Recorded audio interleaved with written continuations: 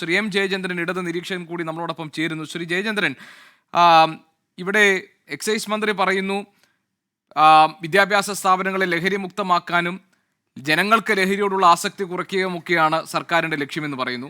കഴിഞ്ഞ ദിവസം മുഖ്യമന്ത്രി രാസലഹരി അടക്കമുള്ള മയക്കുമരുന്നിനെതിരെ വലിയ ക്യാമ്പയിൻ സർക്കാർ നടത്താൻ പോകുന്നതിൻ്റെ പ്രഖ്യാപനം ഉണ്ടാകുന്നു. തൊട്ടു പിന്നാലെ കൂടുതൽ സമ്പൂർണ്ണമായ മദ്യ ഉൽപ്പാദനം പ്രോത്സാഹിപ്പിക്കുന്ന തരത്തിലൊരു നയം പുറത്തു വരുന്നു. ഒന്നാമത് ഡ്രൈ ഡേ ദിവസം പോലും പ്രത്യേക ലൈസൻസോടുകൂടി മദ്യം വിൽക്കാം എന്നൊരു തീരുമാനമുണ്ടാകുന്നു. അതിനു പിന്നാലെ മദ്യത്തിൻ്റെ കയറ്റുമതിയാണ് സർക്കാരിന് ലക്ഷ്യമിടുന്നതെന്നും മദ്യത്തെ വ്യവസായമായിട്ടാണ് സർക്കാർ കാണുന്നതെന്ന പ്രഖ്യാപനമുണ്ടാകുന്നു.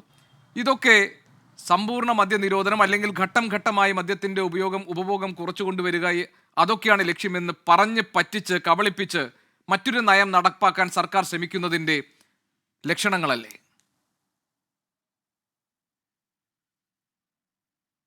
ഗോപികൃഷ്ണൻ, ഇതിൽ ആർക്കും ഈ ചർച്ചയിൽ പങ്കെടുക്കുന്ന ഒരാൾക്കും അറിയാത്തതല്ല ഇതൊരു പുതിയ നയമൊന്നുമല്ല പ്രഖ്യാപിച്ചിട്ടുള്ളതെന്നുള്ളത്.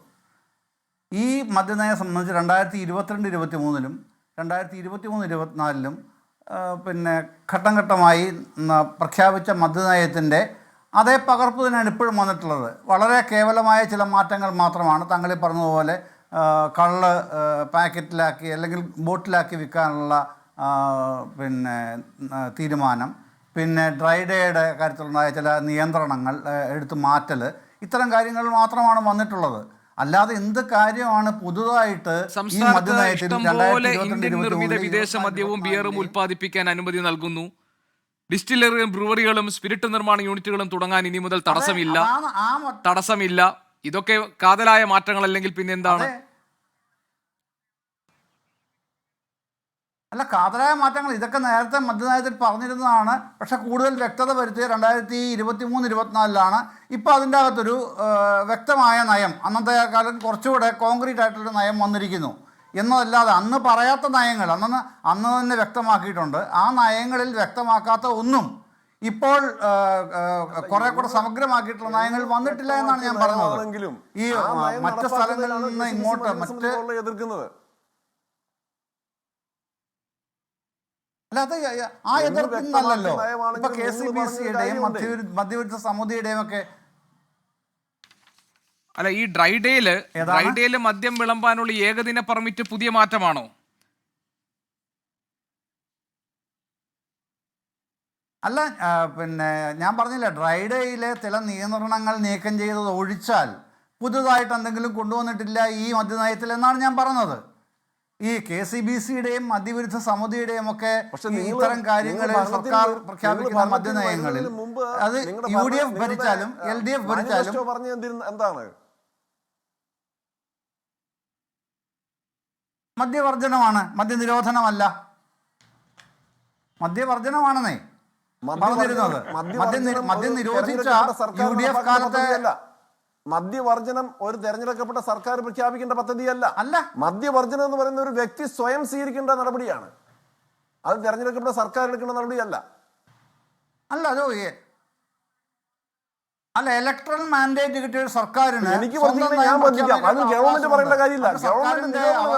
നിങ്ങൾക്ക് പറയാം. അല്ലല്ല, ശ്രീ എം ജയചന്ദ്രൻ അദ്ദേഹം പറഞ്ഞത് മദ്യവർജനം എന്ന് പറഞ്ഞാൽ മദ്യത്തെ വർജിക്കുക എന്നത് ഒരു വ്യക്തി അല്ലെങ്കിൽ ഒരു ഗ്രൂപ്പ്, ഒരു കമ്മ്യൂണിറ്റിയോ എടുക്കേണ്ട, അതായത് സ്വയമായി എടുക്കേണ്ട ഒരു തീരുമാനത്തിന്റെ ഭാഗമായി ഉണ്ടാകേണ്ടതാണ്. സർക്കാരിനെ സംബന്ധിച്ച് മദ്യത്തിന്റെ ഉപഭോഗം കുറച്ചു കൊണ്ടുവരിക, ഘട്ടം ഘട്ടമായി ഇല്ലാതാക്കാനുള്ള നടപടികൾ സ്വീകരിക്കുക, അതിനനുസൃതമായ നയം രൂപീകരിക്കുക, അങ്ങനെയാണല്ലോ. അതാണ് ലക്ഷ്യമെങ്കിൽ സർക്കാർ ചെയ്യേണ്ടത്. മറിച്ച് ഇത് കൂടുതൽ ഡിസ്റ്റിലറികളും ഇതൊക്കെ വിദേശ മദ്യം അല്ലെങ്കിൽ ഇവിടെ മദ്യ നിർമ്മാണത്തിന് വേണ്ടി കളമൊരുക്കുക, കൂടുതൽ മദ്യ ഷാപ്പുകൾ തുറക്കാൻ തീരുമാനിക്കുക, ഡ്രൈ ഡേ ഉണ്ടായിരുന്നതിന് ഇളവ് നൽകുക, ഇതൊന്നും മദ്യവർജനത്തെ അല്ലെങ്കിൽ ഘട്ടം ഘട്ടമായി മദ്യ ഉപഭോഗം കുറച്ചു കൊണ്ടുവരുന്നതിനെ പ്രോത്സാഹിപ്പിക്കുന്ന നയങ്ങളല്ലല്ലോ എന്നാണ് അദ്ദേഹം പറഞ്ഞത്. ശ്രീ എം ജയചന്ദ്രൻ,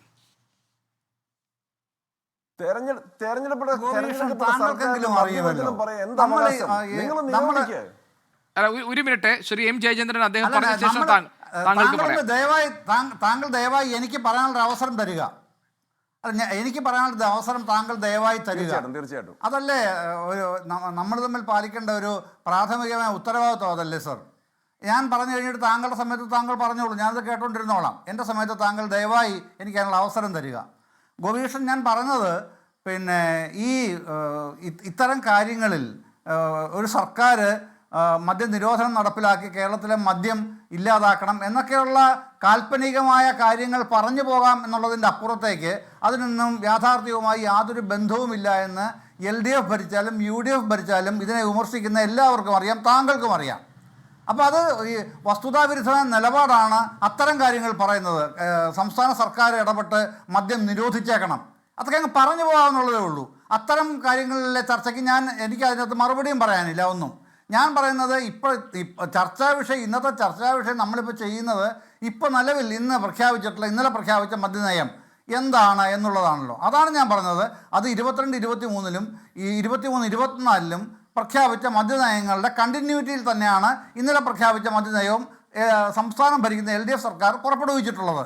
ആ നിലയിൽ അതുമായി മുമ്പോട്ട് പോകാൻ തന്നെയാണ് സർക്കാരിൻ്റെ നിലപാടും തീരുമാനവും. അതാണ്. പിന്നെ അതിൻ്റെ അകത്ത് സ്റ്റേക്ക് ഹോൾഡേഴ്സിന് എന്തെങ്കിലും ഗ്രേവ് ഇഷ്യൂസ് ഉണ്ടെന്നുണ്ടെങ്കിൽ അത് അഡ്രസ്സ് ചെയ്യുകയും തിരുത്തേണ്ട സമയങ്ങളിൽ ആവശ്യമായത് തിരുത്തുകയും ചെയ്യും. അത് ഇന്ന് MP രാജേഷ് പറഞ്ഞിട്ടുമുണ്ട്. അതല്ലാതെ പിന്നെ എന്താണ് അധികാരം ഒരു സർക്കാരിന് മദ്യവർജനം? അത് വ്യക്തികൾ തീരുമാനിക്കേണ്ടതല്ലേ? വ്യക്തികൾ ഈ ജനാധിപത്യ ക്രമത്തിൽ, കാര്യം ഇന്ത്യ എന്ന് പറയുന്നത് എത്ര ഒരു രാജ്യമാണെന്ന് പറയാതെ എല്ലാവർക്കും അറിയുന്നതാണ്. പാർലമെൻ്ററി ഡെമോക്രസി ഭരണവ്യവസ്ഥയായിട്ട് അംഗീകരിച്ചിട്ടുള്ള രാജ്യമാണ്. ആ പാർലമെൻ്ററി ഡെമോക്രസി പ്രകാരം തന്നെ അധികാരത്തിൽ കൊണ്ട സർക്കാരാണ് ഇവിടെ കേരളത്തിൽ ഭരണത്തിലിരിക്കുന്നത്. ആ സർക്കാരിൻ്റെ മദ്യനയം ഇപ്പോഴല്ല, നേരത്തെ പ്രഖ്യാപിച്ചിട്ടുള്ളതാണ്. ആ നയപ്രകാരമാണ്, അതിൻ്റെ കണ്ടിന്യൂറ്റിയാണ് ഇപ്പോൾ വന്നിട്ടുള്ളത്. അതാണ് ഞാൻ പറഞ്ഞത്. ആ നയവുമായിട്ട് സർക്കാർ മുമ്പോട്ട് പോകുന്നത് അങ്ങനെ തന്നെ ആവുകയും ചെയ്യും.